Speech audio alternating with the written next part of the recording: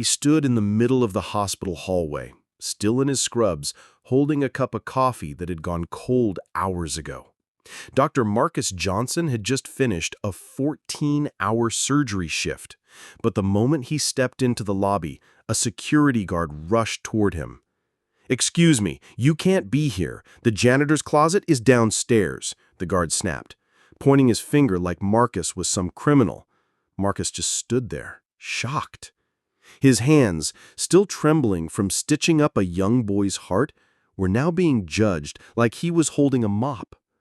A nurse passing by looked at him, her eyes scanning his face like she was trying to remember if she'd seen him before. "Why are you standing here? Patients are waiting for the doctors." She laughed, rolling her eyes.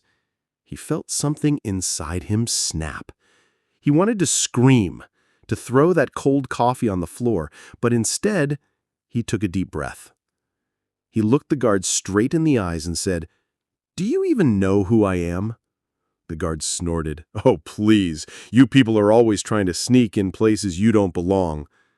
"You people," Marcus repeated under his breath. His chest tightened. He felt like a kid again, the same kid who got followed around in stores, the same kid who was called dirty on the playground. Just then, a loud beep echoed. Over the speaker, "Code Blue in Operating Room 3, Code Blue." Doctors and nurses started running.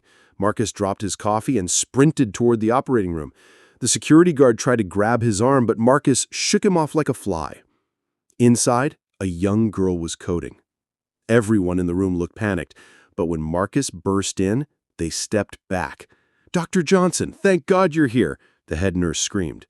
Marcus didn't even answer. He moved fast, commanding the team. His fingers moved with precision, his voice calm but sharp. 10 minutes later, the flat line turned into a steady beep. The little girl was alive.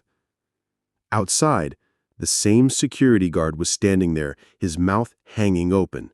The nurse, who laughed at him, stood frozen, her eyes wide, face pale. Marcus stepped out, sweaty and tired, but alive in his purpose. He looked at the guard and said, "Next time, before you judge someone by their skin or uniform, remember this moment." The hallway fell silent. You could hear a pin drop. Marcus walked away, leaving them all standing there with their own prejudice echoing in their heads louder than any alarm. Man, sometimes life really hits you hard, doesn't it? You think you know someone just by looking at them, but you have no idea what battles they've fought or what they carry in their hearts. Before we judge, let's remember, kindness costs nothing, but it can save someone's life, literally. Thanks for watching. Take care of yourself and take care of each other. See you in the next one.